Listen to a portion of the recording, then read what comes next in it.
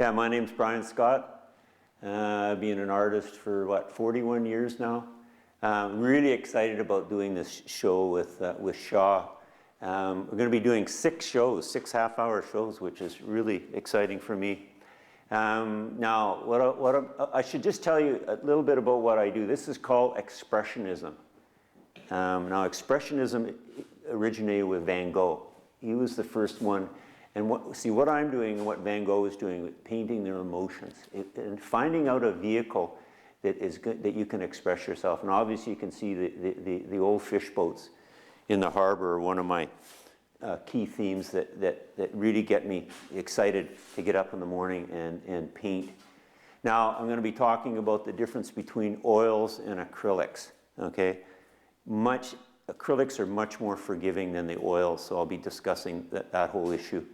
And varnishing is really crucial. Oh boy, talk about varnishing. I had a friend who had some paintings who weren't varnished, that were 80 years old, and so that's a real issue. I'll be talking about that. And picture frame, whether to frame or not, artists are using these gallery wraps. You see the edge on that? And I'll be talking about that, where you just paint around the edge of the canvas, which saves you huge amounts of money. But you can go with the frames. You can see these gold leaf linen liner frames are beauties, but they're expensive. So I'll be talking about picture framing, the difference between modern art and traditional painting. Basically, the difference is quite simple. Traditional painting is the illusion of looking through a window. So you're looking at a scene, whereas modern art, everything's coming out at you. Well, I'll do an abstract painting one day. Everybody wonders how the heck you do that. I'm not sure myself, but no, that's not true. I do know how to do it, but yeah, it's a lot of fun. Okay, so now the first thing, we should do a little intro here. So this is the lesson plan here. A good art teacher always has a plan. Here's the lesson plan. So I'm going to be talking about the 3 R's of picture making. Now, your research is really important. You can see I've got lots of research. I've got photos. I've got all kinds of research. Now, the reflecting part, I'll talk about that, and the reconstruction, how to reconstruct. So you can hear, this is reconstruction. You see how I've made a big mess right here in this boat thing? Well, I'm going to show you how to reconstruct that and make it work. And there are no mistakes in art. It's just an opportunity to be creative. So don't look upon things as mistakes. See, now I'm going to have fun with that, because you see that, because I'm going to have to figure out what to do with that. So, and turn it into something creative. Eh? So, of course, obviously a big part of what I do is color. So I'm going to talk about color. There it is. There's your palette. How to organize a palette. Well, you follow the spectrum. So, I go cool yellow, warm yellow, red, cool red. There's the cool red. Purple. See, there's the purple there. See that? Isn't that wonderful? Boom. There's modern art. And there's the warm blue. People, warm blue. How can blue be warm? Well, when you put it up against this guy, see the difference? There's a big difference. See? See, there's warm blue, cool blue. Now, the coldest color on the spectrum is this guy here, turquoise. And a lot of people don't use that color. That one just makes everything bounce when I use that turquoise. See that in there? That's the coldest color on the spectrum. The hottest color is this guy right here. That guy, that red-orange. I love it.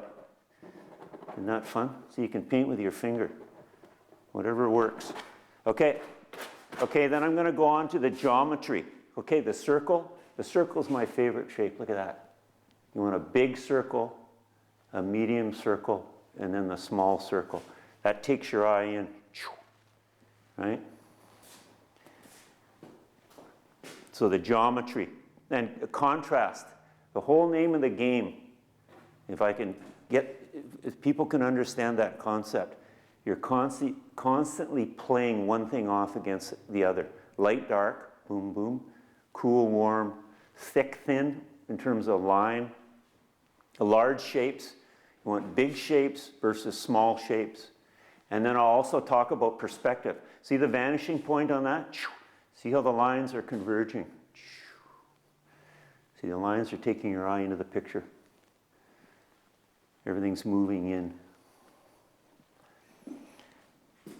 So anyway, okay, so now in terms of painting technique, how do I start a painting? Okay, get a clean brush. That one's dead. Let's get rid of it. It's dirty. So we go over here. Let's get rid of that. Oh, I wanted to do this. Remember Johnny Carson? When he finished, he'd go like that. I've been wanting to do that in years. That one's dead, but we're moving on here. Okay, so now lots of brushes. Look at this. See, each time it's really important to keep your colors clean. So you move from brush to brush. Okay, so let's get a clean brush going here. Now here's one of my secrets. I'll tell you one of my secrets. I give my brushes a haircut. See, I trim the brushes to do whatever I want. See that nice flat square brush? Okay, so that's going to give me a really nice line. So you start with line. So I would rough out a composition, right? So I'd go in there, I'd draw my composition, rough in my composition with line. Just get the lines in there. Just basically, square off the composition. So see how that, I use that square brush. I like the flat edge of that square brush. See that?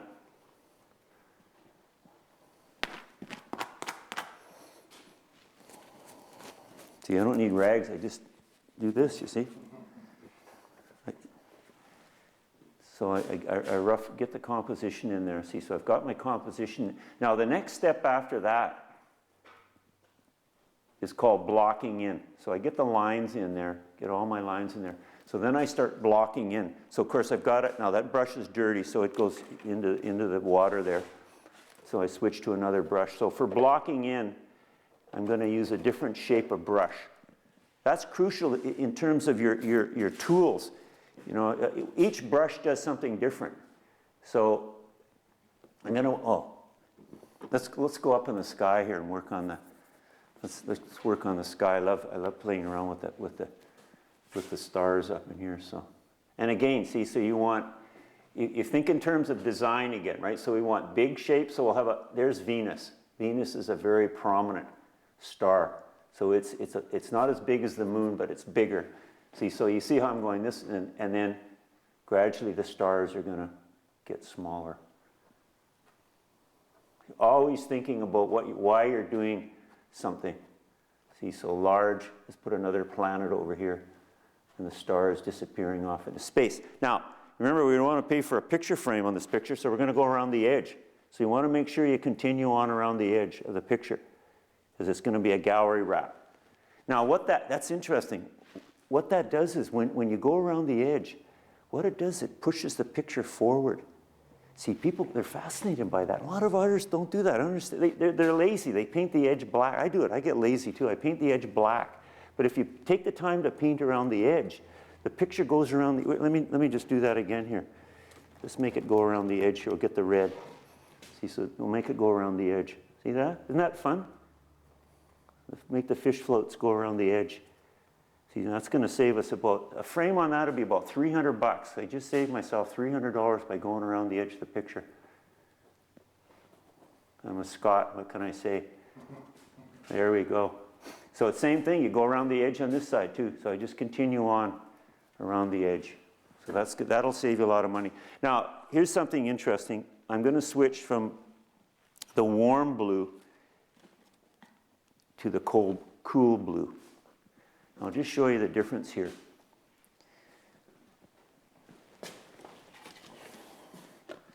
That's the cool blue. You see the difference? Isn't that dramatic? It really is different. There's the warm blue.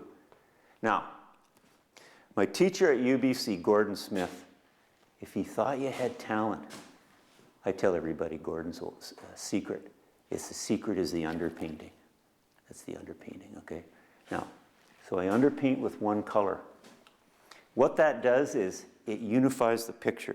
So I can go crazy with the colors as long as I let that underpainting to show through at the end of the picture. So you go through all these pictures. See, up there in Italy, what did I use? I used a yellow ground because I want the warmth and the heat, of Italy. Over here, night scene. If I do winter scene, blue, right? And then, of course, when I go into the fall, I'll shift over to something like that.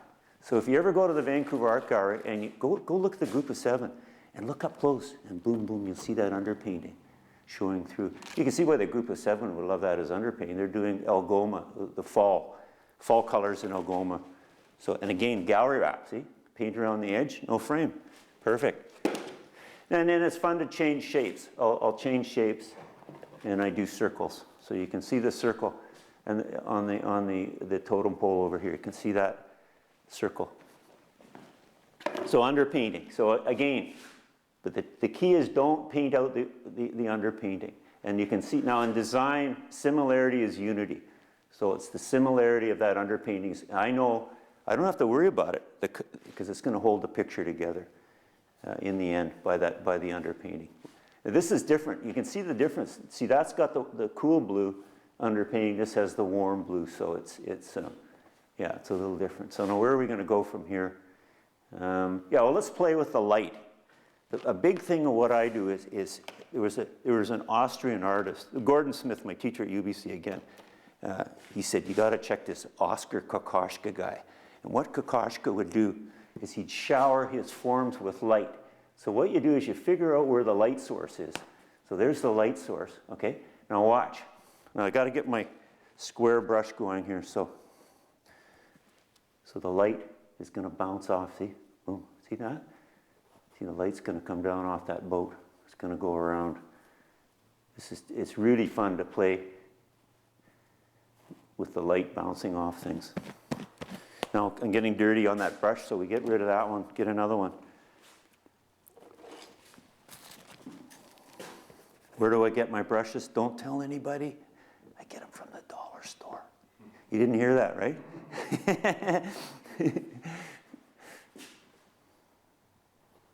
See, so isn't this fun? Look at this, just that line, you know. Oh, that's another one of the teaching things. Line describes the form. That's a good one to remember. Always remember that. See how the line describes the form. See, so I go around. There's Oscar painting away there. His light bouncing off things. Old Gordon Smith, my old teacher, he's still alive. He's 94 years old. Just did a big project for the Surrey Art Gallery. Yeah, amazing guy, old Gordon Smith. He's a great teacher. I was very lucky to have him as a teacher. See, see how the light rays are bouncing off all these forms. Now, here's another one. Straight and curved. Straight and curved is really fun to play with. See, so there's the straight line of the boat. Boom. Nice straight line. Nice tight line. Okay, now watch what happens. So straight and then curved. See, so the line hits the water, starts doing this. It's getting a little muddy, but that's okay. Well, we just keep working away. I cleaned up that mess that I had. I had a problem there with that. That's starting to, I went too far. Ooh, that's okay, we can fix that.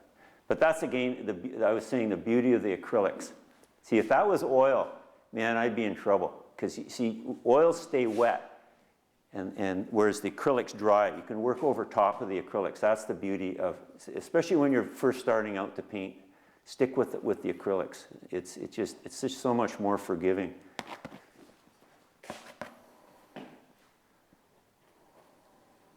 So the light rays, you can see the light from the moon reflecting off the mountains in here. Now, I used to tell my students, I'd say, now, what you have to do is you have to let the horse out of the barn, okay? You let the horse out of the barn to have its run, okay? Which means you just let yourself go and paint, paint, paint, paint. And then you trust that you can get the horse back into the barn after it's had its run. That's where this comes into play, is the reconstruction. See, so what I'll do is I'll leave the painting, and then I'll come back the next day. And you look at it fresh. You see it with a fresh point of view, right? So I'll be talking about that too.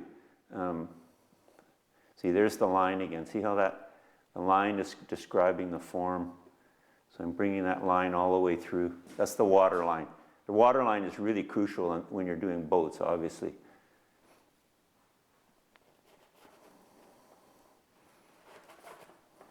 Now see how I've got a thick line, and then a thin line. See, that gives it that depth, perspective. That's what we call perspective. So thick lines. And then again, it's going to go from a straight line to a curved line. See, this line, this is probably a little bit too straight in there. I might have got a little bit more, curved in there. So the line describes the form. You can see how the line, is describing the forms. Makes them come out more. But you can see how the color, the color is everything, because color is emotion. I'm trying to, because I'm passionate about this image, so I want to get the most amount of color contrast. Again, cold colors. Don't forget that turquoise. If you learn anything from me, that turquoise. Try the turquoise, the cold color, against the hot color, right? See, remember I said this is the hottest color, is that red orange right there. Boom, boom. Right, so try the turquoise.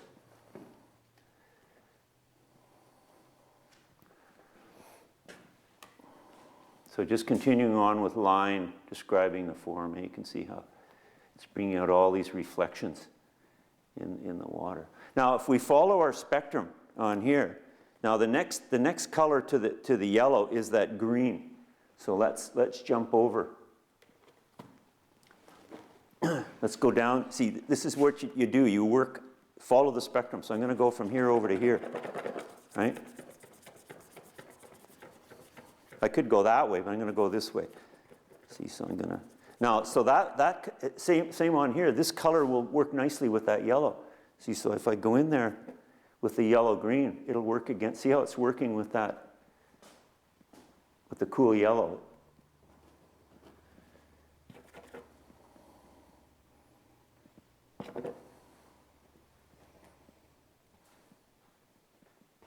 So then we'll go to the cool green, this one here. Look at that, isn't that a beauty? That's a good color for water, right? So we can... Now you see how important that white is, you see? Because you're always... White makes the color, especially these dark values. I mean, they come out. And that's called a sliding plane. See how I can go from a really nice green to a dark green. That's why you need it. You ever seen Monet's palette? Monet's palette was like this big because he was using all these gradations. Call that a gradation. See that? So I can go in there, paint the water in there. And that's a really nice cold color again too. So that's going to make all my hot colors really jump. That cool green. And then the other thing I'll be discussing is the color theory. Now, if you think of this, I used to always tell my students, think of the seasons. Okay, so we're coming into Easter. What are the Easter colors? Yellow and purple. Yellow and purple. So when you put yellow and purple together, see, boom, there's yellow, and there's the purple. Those are opposite colors. They go crazy when you put them together. We call that's a tonic. In the color theory book, they call it it's like a tonic. See, so let's just try it here. So there's the purple. Let's boost the yellow here. So think of your Easter colors, yellow, purple. Now, of course, my favorite one is the orange and blue. Orange and blue is really exciting when you get the two of them going together. See, so there's the orange. So let's put some blue in there just to illustrate that idea. So here's my warm blue. I love this. I fall in love, I gravitate between the cool blue and the warm blue, but I'm really in love with this warm blue right now. It just resonates with my emotions. Say that. So let's put it. So there's our orange in there. So let's put some electric blue in there. Yeah, look at that. Oh man, that is so exciting. That's what gets me up in the morning. Look at that. Boom. Look at that. See, oh, there's another trick too, is what you can do is start working into the underpainting. See, I'm actually working the underpainting here now. But the underpainting is thin, so I'm going from thin to thick, right? Here's our contrast again, thick and thin. Thick and thin is really crucial because it gives it depth. We call that atmospheric perspective. See, so the thicker paint comes forward, hotter colors come forward, cool colors recede, and then the transparent colors, they recede. We call that atmospheric perspective. But I'll talk about that more. But listen, look at that passageway of that coming down. It's going all through here, and it's just making all those colors go crazy, right?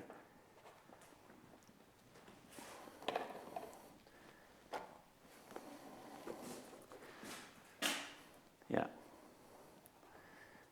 Okay, so now let's try the warm blue, or the cool blue. Let's go with my other favorite here. Is this guy here. Look at that. That's cold, cold, cold, cold, compared to the ultramarine blue. This is called a phthalo blue, right? Phthalo blue. So let's try that in here in the sky. Look at that.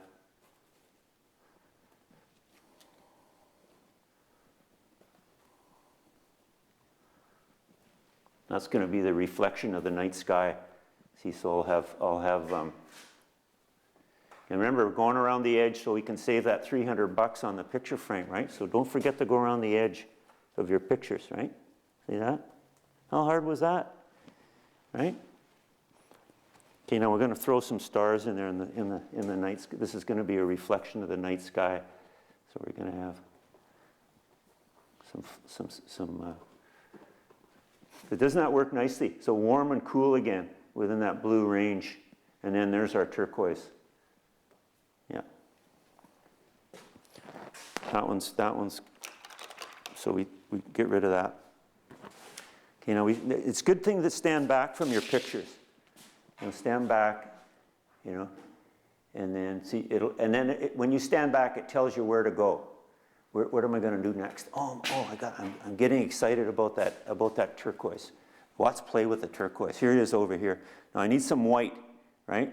Remember we used the white. Actually, I could use this guy here. This is isn't that beauty? That's that phthalo blue or phthalo green, but really tint. That's called a tint. We call that tints and shades. A tint is like the ladies lighten their hair. Well, that's what we're doing. We're tinting the colors. So let's see what that does. It's going to go crazy against that red. See, watch in here. So I'm going to start working in. Oh, see, that gets me up in the morning. Look at that. Isn't that beautiful?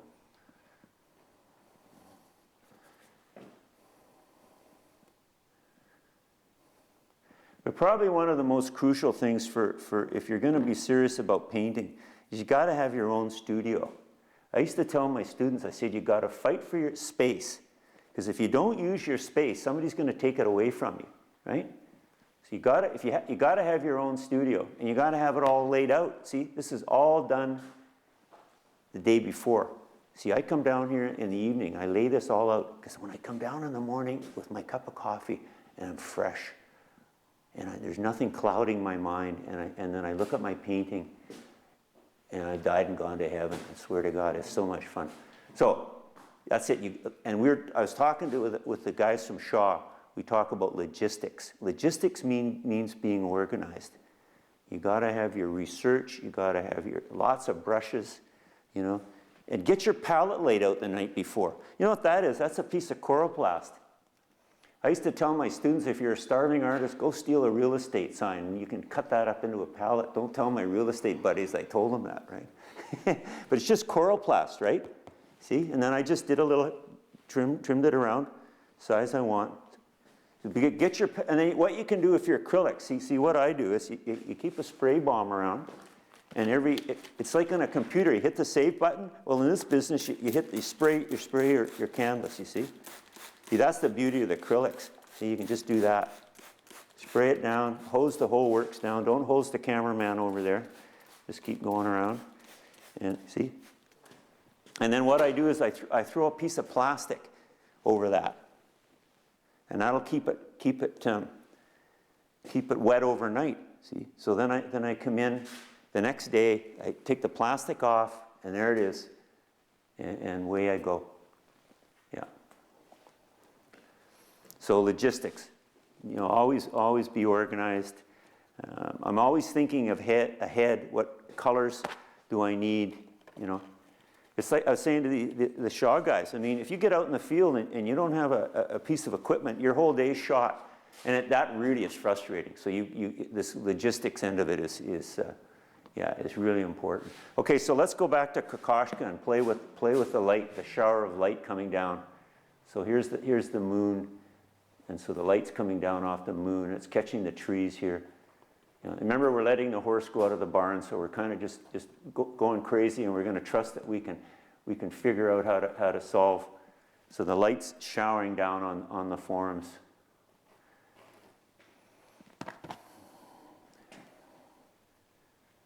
It's going all the way down, boom, boom, all the way down. Now you can see, there's some mess. It's kind of messy here, but I'm going to trust that I can.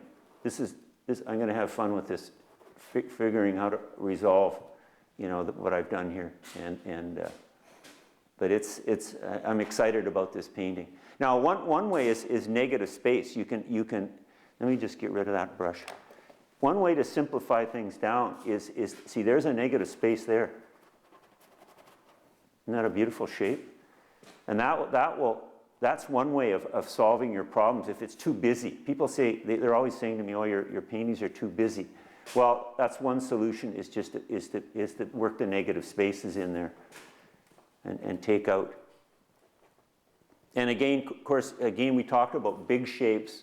You know, the moon, the big shapes, medium shapes, and then the small shapes to give it depth. And it makes it more interesting too when you do that, right?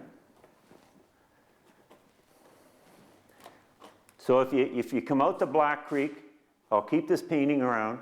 When I get it finished, if you want to come out to my studio, I'm open every day from 1 till 3, and I'll have this painting here, and I'll show you how I finished it off.